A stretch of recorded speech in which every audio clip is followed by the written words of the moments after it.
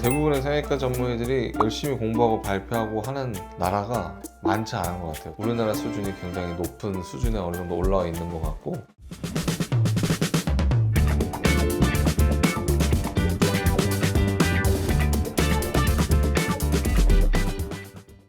안녕하세요, 송선호 원장입니다. 성형외과 의사 선생님이 되신 지는 얼마나 되셨을까요? 의사면허 2006년이고 성형외과 전문의는 2011년에 취득했거든요. 만으로 15년 넘어가는 것 같습니다. 19년이면은 이제 강산이 이제 한 번 바뀌고 이제 반 정도 바뀐 시절인데 네, 진짜 얼마 전에 딴 것 같은데 시간이 너무 빠른 것 같습니다. 의술의 발달이 많아서 네. 성형술도 그만큼 발전되지 않았어요. 성형외과 논문에 유명한 잡지들이 있거든요.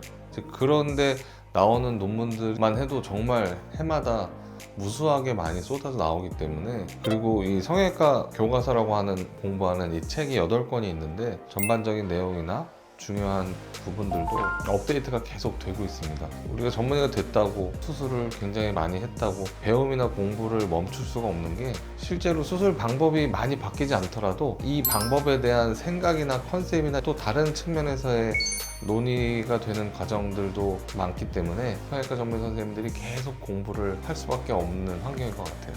결과적으로 배움이 네, 많이 그럼요. 이 수술 방법에 따라서 보여지는 차이나 당연히 다른데, 이런 수술 방법의 미묘한 차이보다 해부학적인 구조의 차이가 훨씬 크거든요. 그래서 똑같은 방법을 모든 눈에 적용시킬 수 없다는 게 또 기본 전제예요. 어떤 분은 눈이 깊고 어떤 분은 피부가 두껍고 눈뜨는 근육이 너무 얇고, 이 각각의 변수에 적용하려면 모든 수술 방법에 대해서 이해하고 알고 있어야 수술하면서 임기응변으로 좀 바꿔서 적용하는 경우도 굉장히 많거든요. 특히 재수술하는 경우에는 흉터 조직이나 어떤 다른 여러 원인에 의해서 알고 있는 해부학적인 구조물이랑 전혀 달라져 있는 경우도 많기 때문에, 내가 이 방법도 확실히 이해하고 알면 언젠가 수술하다가 만나는 어떤 눈에 적용할 수 있지 않을까? 이런 생각으로 사실 계속 공부하고 논문 하나도 더 읽고, 시간 나면 저녁에 이렇게 여러 세미나나 심포지움 가서 듣고 토론하고 하는 게 그런 이유 때문인 것 같습니다. 모든 무기를 다 가지고 있어야 된다는 거죠. 한 가지 방법으로 다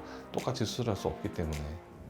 눈 성형 트렌드도 막 바뀌고 있어요. 요즘 처음에 15년 전이랑 지금이랑 눈뿐만 아니라 다른 수술도 마찬가지인 것 같은데, 자연스럽게 하는 거를 더 선호하는 트렌드였다가 최대한 좀 크고 화려하고 티나게 하는 게 트렌드였다가, 요즘에는 또 뭐 자려한이라고 하잖아요. 자연스럽고 화려한. 사실은 말이 안 되는 얘기 같기도 한데, 너무 변화가 적은 것보다는 어느 정도의 변화를 만들되 내 얼굴에 어울릴 정도의 변화, 조화로움을 해치지 않는 선에서 어느 정도의 변화를 추구하는 게 이제 최근의 트렌드인 것 같아요. 조화가 제일 중요하다. 무조건 큰 거, 무조건 얇은 게 자연스럽고 화려하고 예쁜 건 아니다. 그래서 저도 그렇게 말씀드리고 있고요.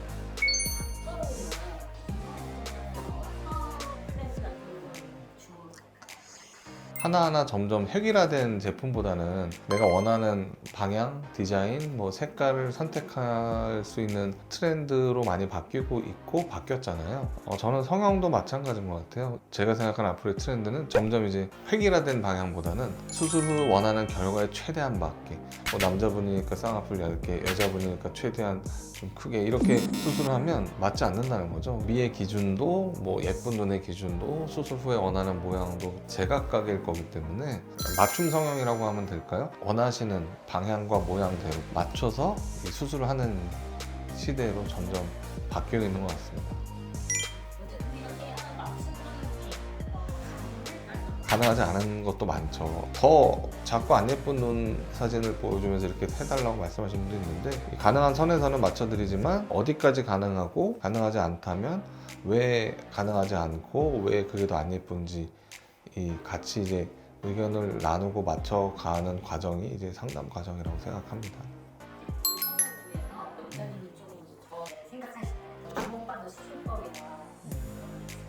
예전에는 눈 수술하면 다 쌍꺼풀 수술이었지만 이제는 그렇지 않잖아요. 쌍꺼풀 자체보다는 눈썹 하고상 수술이라든지 이마 하고상 수술이라든지 뭐 하안검 수술이라든지 눈 주변 수술로 이제 확대가 자연스럽게 이루어지고 있는 것 같고, 재수술 쪽으로 더 많아지는 것 같습니다. 확실히 인구도 사실 점점 줄고 있잖아요. 초등학생들은 뭐 거의 1년에 20몇만 명으로 알고 있어요. 점점 더 첫 수술보다는 뭐 재수술 아니면 노화를 개선시키는 수술이 발전하는 방향으로 갈 수밖에 없다고 봅니다. 요즘에 국민들이 성형을 되게 많이 하잖아요. 네. 그 이유가 뭘까요?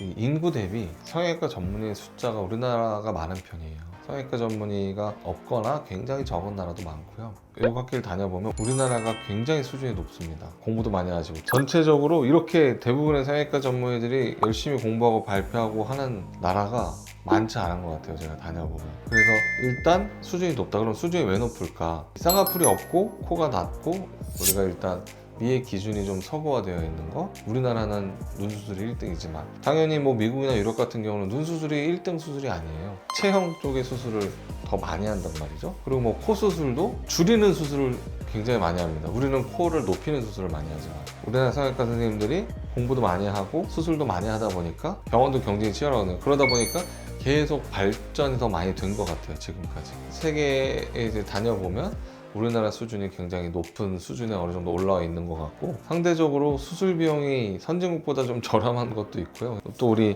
한국의 문화가 전 세계적으로 좀 인정받는 시기이기도 하고 여러 가지 요인이 좀 운이 좋게 겹쳐서 그런 거 아닐까라고 생각합니다. 네, 오늘 영상은 제가 생각할 때 이제 한국 성형 수술은 어떤 방향으로 어떻게 좀 발전을 해왔는지 왜 그렇게 생각하는지에 대해서 간단하게 말씀을 드려봤습니다. 뭐 저뿐만 아니고 많은 선생님들이 실제로도 많이 노력하고 공부하고 연구하고 있으니까요. 앞으로도 대한민국 성형외과 기대해 주시고 저도 기대에 부응할 수 있게 더 열심히 노력하는 의사가 되도록 하겠습니다. 지금까지 송선호였습니다. 감사합니다.